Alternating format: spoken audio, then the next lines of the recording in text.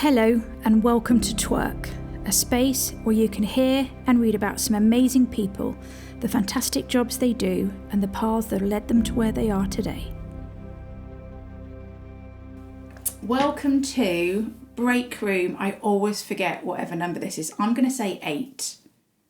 It could be 9, but I'm going to say 8. Break Room Chat 8, which for anyone that doesn't know is where it's not a specific career chat, it's more of a kind of work or topic chat. And I am here today with Lexie, also known as Morgana Sophia.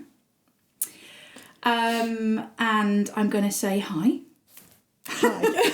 She's waving, which you can't hear or not. Yeah. And then, right, before we go any further, because my mind is buzzing with a whole load of stuff, and we've just started and I've gone, stop it, because we've got to talk about this in the chat. Right, do you want to just let the listener, how you'll describe this briefly, I don't know, what it is you do for a living? I can do that very briefly. So, as Morgana Sophia, I am a Priestess Astrologer. So I do all the things you'd expect an astrologer to do, apart from horoscopes, because they're really not my thing. We look at the energies, the movements of the planets and of the stars to how they affect us in our everyday life. On top of that, I'm also a healer. I also do a lot of soul mentoring, moving away from the word coaching because I feel it's an industry that's kind of been a bit mashed recently. Yeah. So a lot of soul mentoring, soul coaching, particularly people who regard themselves as leaders having a spiritual awakening, or people who are already leading what I would call a new earth community. So leading communities that are doing something really different in the world. So tends to have a bit of a spiritual bent. Yeah. Prior to all that, however, I did do a 12.5-year stretch in the UK rail industry. So I was predominantly working on really big infrastructure projects and ended up in the freight team, actually, which would have been partly based in Peterborough, looking at European traffic management systems and the prevention of discharge of effluent onto the rail network. Literal shit. Sorry, am I allowed to swear? Of course you are. Yeah, that's a massive career shift then. Huge. And I guess I've got to touch on this then. So what caused that shift? Were you always very spiritual? Are your family spiritual? Where did this come from? So as a child, I was super sensitive and I had an imaginary dog called Simon. Love that name. And he used to live, I know, he was a retriever. Sometimes he used to live in by the chestnut tree and I'd always see him there. And that kind of disappeared after a while. And I was always kind of interested in UFOs and stuff like that, but I wasn't allowed to deal with it because that's not what we did. Yeah. We then went to church, you can't have gifts when you are at church. And then I've sort of dabbled around it. So when I was in my 20s, I started doing a lot of yoga. And as I got into my late 20s, into my Saturn return to that really awkward stage around 28 to 30, I got really interested once again in who was I, what was I capable of. I had a few readings telling me I could do it. I didn't quite believe it. Yeah. So I really started to throw myself into that and had what we would essentially call now a spiritual awakening. Right. So I suddenly went, actually, there is more to life than I have been shown. Yeah. But you felt it. You feel it. You always felt it. A huge shift. I always knew it was a little bit odd. Yeah. I'm not going to say different. I'm not going to say special, just a bit odd. And the more I've worked with these odd feelings, the more I've worked with my intuition, the stronger it became, essentially. So I was leading a secret life. So on weekends, I was learning Reiki. I was training to be a yoga teacher. I'd go and do crystal workshops. I would practice automatic writing, all these kind of things. And then on a weekday, Monday to Friday, not really 9 to 5, but I'd be in the office, going down to London, negotiating multi-million pound deals, occasionally, with the old crystal bracelet on. I'd walk into our investment panels with all my investment papers that I drafted, literally covered in Reiki symbols to get me through, and obviously turned a few heads. And then December 19, I remember being sat, I think I was on holiday, just before everything blew up, and went to my other half and said, that's it, I'm done, I'm out. Yeah. I've got to leave. I can't explain it, but there's this real desire to serve. I have to go. Oh my gosh, because you knew what was coming. Oh, well, did I not? I didn't see what was coming. Or it was just an overwhelming feeling. I had to be of service. So people were going to need help. Yeah. Imminently.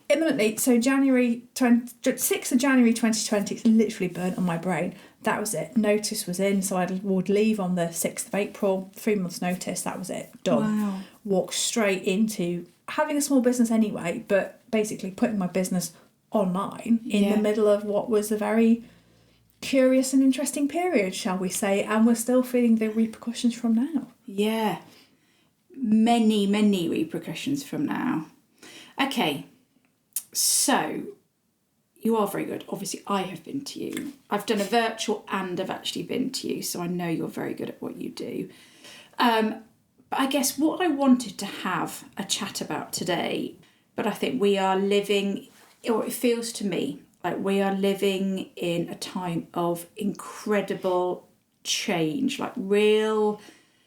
I want to say the word fundamental energetic shifting change, but that will scare people off. But even if you look at the black and white of it, you know, political change, you know, discourse, tribalism. What the fuck is going on? Where would you like me to start? I don't even know. So let's go and have a look at a little bit of theoretical astrology and astronomy. Please, yeah. So we have something called a precession of the equinoxes, which essentially every 2,160 years, we change age. So you may have heard we've been in the age of Pisces. And but how long have we been in that for? So I'm about to go into that. Oh. Somewhere, I reckon, about just before Yeshua's birth, just before Jesus' birth, that was the start of the new age. So we are coming out of it. So 2,100 years. If I look at the astrology charts, I feel we've got about another 100 years to go until we're fully moved into the new age. Right. Then we move into the age of Aquarius. Everybody remembers hair. Yes. You know the music. This is the turning of the age of Aquarius. But what we have then is the two aspects overlap. Because we're seeing the dying of the old, which is patriarchal control, looking for a saviour externally from ourselves, really being told what to do and being very controlled, essentially. If you look at the story of Yeshua and Magdalene, or Jesus and Mary Magdalene, they came in to show us the highest expression of love. That was then twisted, taken apart and put into patriarchal control, control by the church as an entity, and basically moving people away from their own divinity. What's now happening is this age is beginning to unfold, it's beginning to dissolve in front of our very eyes, and the new energies, the age of Aquarius, is coming in. So the age of Aquarius is about community, collaboration, it's about working together, it's very much about flat level structures. So it's not about communism, but it's about flat level structures where we're all equal but all bringing our gifts to the party, essentially. However, there is always a shadow. So if the shadow of the age of Pisces was dominance by the church, the shadow of the age of Aquarius is dominance by technology and AI, because Aquarius is not only the sign of the cosmic star weaver, so astrology herself, she's also the sign of technology. Is she? How interesting. So, on a whole, looking at where we are geopolitically, as one age is dissolving, and I could talk for hours about this, but I won't. You could buy my book instead. Absolutely. As that age is dying, the new age is coming in. But which path are we going to choose on the new age? Community, collaboration, being happy, working together, or are we going to cede our power to technology, to AI? How can we work with AI for the greatest good, rather than allowing it to do everything for us? That's going to be the real. I guess by its very definition, it will level stuff, won't it? Because it will. AI in lots of ways gives everyone the same access to anything, so anyone can now almost seemingly apply for any job. It's a very, very interesting dynamic at the moment, but if we look wider, rather than just politics, and we look wider at institutions, banks, government, legal systems, how they are collapsing, that is a really good way marker of showing how we're transitioning. into the turn of the ages as well.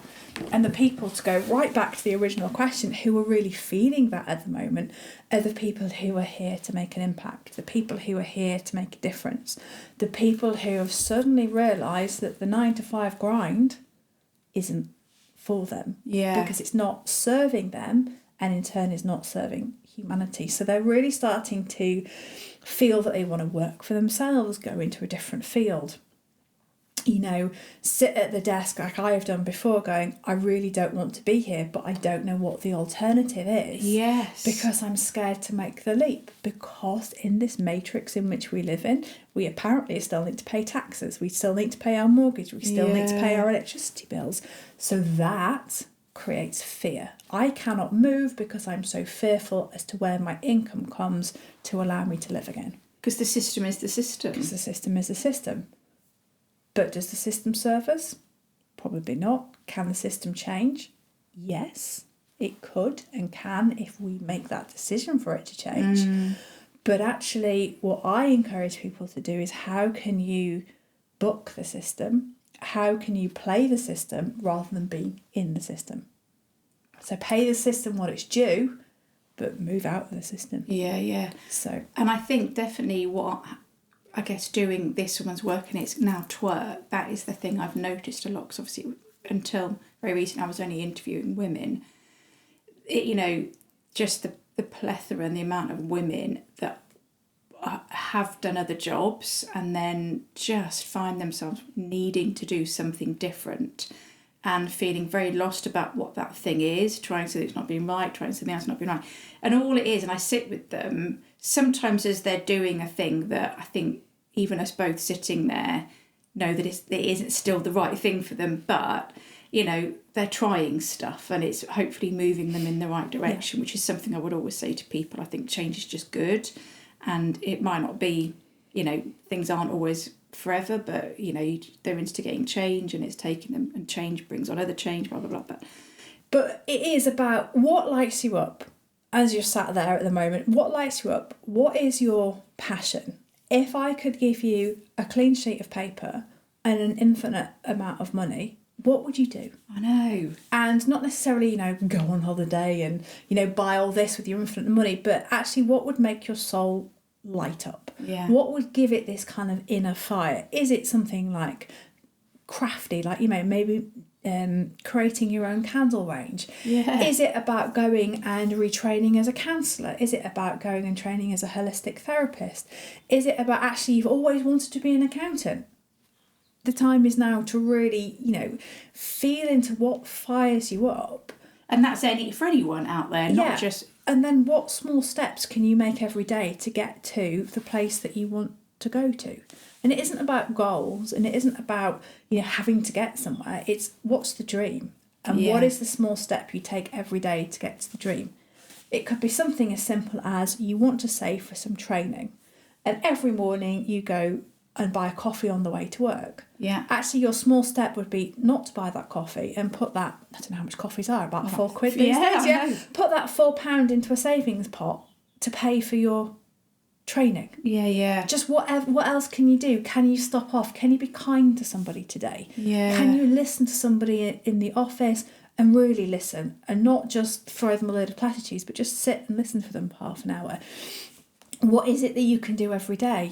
For me, is it pulling a tarot card every day? Is it sitting quietly?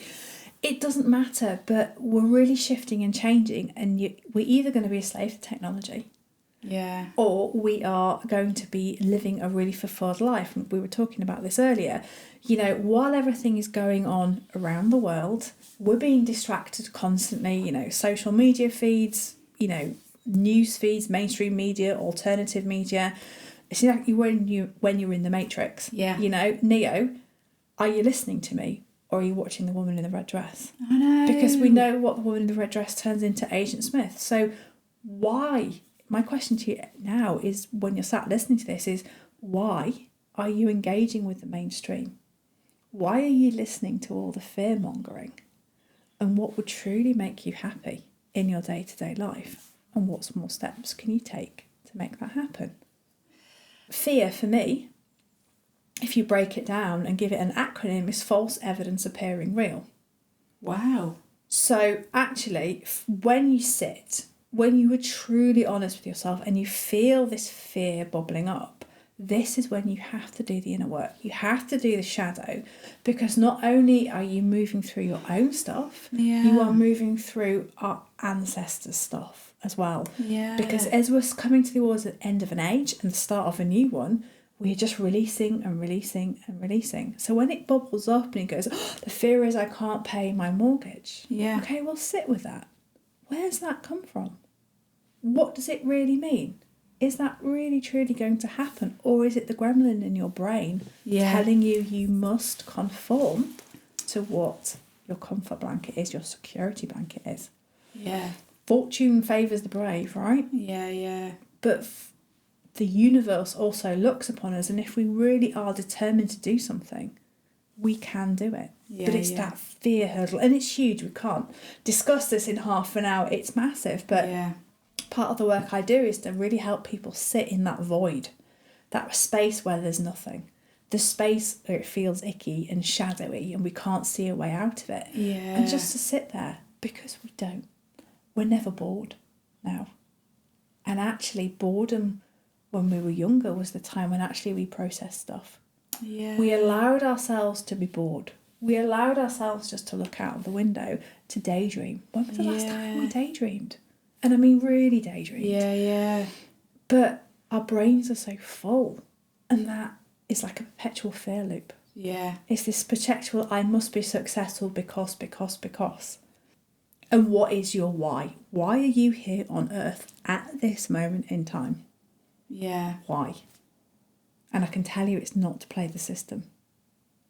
It's not to be subsumed in the system, actually to make an impact. So what impact do you want to make? But what is everyone the legacy? here to have an impact, or is it just some people? Oh, I truly believe everyone is here to have... Right now, everyone is here to have an impact in however they choose to do it. You can have a massive impact bringing up your children. Yeah. Kind of helping them become free and, really understanding their own sovereign self. You can have a massive impact as an author, even as a content creator. Yeah. But why are you here is the question that we always look at, and I know I am here to be of service at the turn of the great age. I know through the work that I've done that I've always been on earth at the turn of a great age. I'm coming back to do it again. Wow. But actually, if we can just open our minds, push through the kind of programming, why are you here? And the scare and the fear. And, if you're here to make an impact, and the impact for me is to have this beautiful transition into a new age. It may not be smooth, we're seeing it's not smooth at the moment. But if it's here to do that, if it's here to anchor in the frequency, you have a choice. Do you want community, collaboration? Do you want freedom? Do you want to be happy? Yeah. Because how many of our jobs do we really need to do? I know. Or do you want to be part of a technocracy? That's your choice. And it doesn't matter which choice you make, but that's why we're here. We're here to tip the scales one way or the other. So the question is, if you're feeling that need to go, is why are you here? But also, what is the legacy you want to leave? Yeah. What is the legacy that you're leaving for future generations to show that you were here to impact change? Yeah, yeah. And not to want everything instantaneously. Because Instagram content creators, right, they have everything instantly. It's all perfect. Yeah, yeah. Are they truly happy? Yeah. Are they really bringing in the money that they say they're bringing in? Why are they here? Well, they're here to show you something. And I can't tell you what they're here to show you because only you know. Yeah. But actually, is the perfect life very different to the one we expect it to be? Actually, if we look at all the work that people do, are some jobs really necessary? I know. Where is jobs for job's sake? Look at bureaucracy and red tape. Actually, what would happen if we worked less and had more freedom? But then, like you say, that is really what was the tech era is going to change, isn't it? Surely the tech era is going to get rid of a lot of jobs. And obviously, what we need to manage is that it gets rid of the right jobs, right, and not the wrong ones, because at the moment it seems to be, for whatever reason, just trying to consume, and maybe you'll turn around, or maybe I'm answering this question myself because it is the old era sticking its nose in. It's trying to consume the creative jobs and the creative side, whereas actually that's the stuff that's going to make us thrive and be happy. What it needs to do is all the BS stuff that we don't want to do and allow us. But it's funny that the first thing it's going after is creativity. Right. So what happens if we stifle creativity? Oh God, we'd all just die. Exactly. We would literally just die. Then we start living in a technocracy. How are we going to use technology for our greater good rather than basically taking away our life force, prana, chi, whatever you want to call it, draining it away from us? It's really big things. You know, technology can massively help us, and there is no way we can get away from it. Yeah. But how do we shape it to serve us rather than us serving it? Well, even if you take that back, we don't even know that it is shaping us, do we? We don't. Well, we do know, but we just don't seem to mind, I don't think. But that's the difference, isn't it? How many, how many when we were teenagers, we didn't have mobile phones, right? I know. It's only really in the last, I think, 10 years, this whole smartphone thing, you know, it starts early. It starts with, you and I will have seen this where we live, the babies in the prams, in the coffee shop with the phone or the iPad. That's shaping them. Yeah. So actually, how do we want to use that to not shape them at such a young age? How do we go back to interacting as humans? The big thing that we're going to miss is that human interaction. What are the signs, I guess, for people out there that are maybe, you know, if we want to help people to kind of, that maybe feel something but don't know what. So I think most people, just sit in this level of, I'm not going to say hollowness because that sounds a bit too dark. But it's, like we're saying, it's the feeling that I just need to change. I need to change something, but I can't let my brain go there. I just don't want to do it. I don't know how to do it. I guess when people come to you, what's the process that they've generally been through, do you think? Or is there no... Everyone is different, but the general process is that it's easier to sit in the comfortable discomfort than to go into the discomfort of newness, essentially. So a lot of the work is really unpicking and understanding where you have been and where you want to go. So if people have come to you then, is it because sometimes a life event has happened? Sometimes it's a life event, and sometimes it's just this nagging feeling of something isn't right. Yeah. And we spend a lot of time really getting to that point of what is not right. Yeah. And actually sometimes it's about holding the space, and holding space is a whole podcast topic in itself, to just allow someone to talk, to not say anything to them, to allow them just to say what they need to say. Maybe a few gentle probing questions, but just allowing them to feel the emotion and actually giving them permission to let their brain go to the places that they don't really want to go into. Because they're never going to... It stays in the space. You know, when we're mentoring, when we're coaching, you know, it stays in that space there. And it's just, for some people, just that point of saying, actually, do you know what? I really want to do X. I really want to be X. And suddenly the energy shifts, the weight shifts, because they've actually admitted to themselves out loud what they want to do. So it is about just holding that energetic space for them and then helping them find their way out.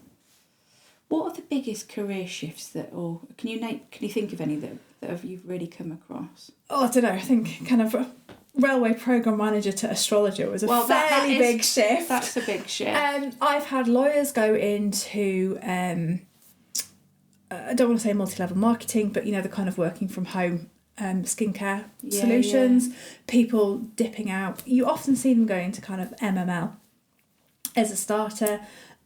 People going from corporate careers to be tarot readers as well, you know, holistic therapists. Does it feel quite healy? It feels like people are leaving corporate world to try and connect with each other. But also, firstly, we often, when we start to become a healer, the first 5 years of the healing journey, even though we might be healing other people, is really healing ourselves. And I often find clients coming to me who are going through something that I have experienced in the last 3 to 6 months. Because I've done the healing work, so I now can help them move through. Oh, what? So energetically they just sort of... Energetically they just come in. Okay, so I think the key things really are for people that really feel odd. Let's just say odd. It's just something. It's just not right. It's just not right.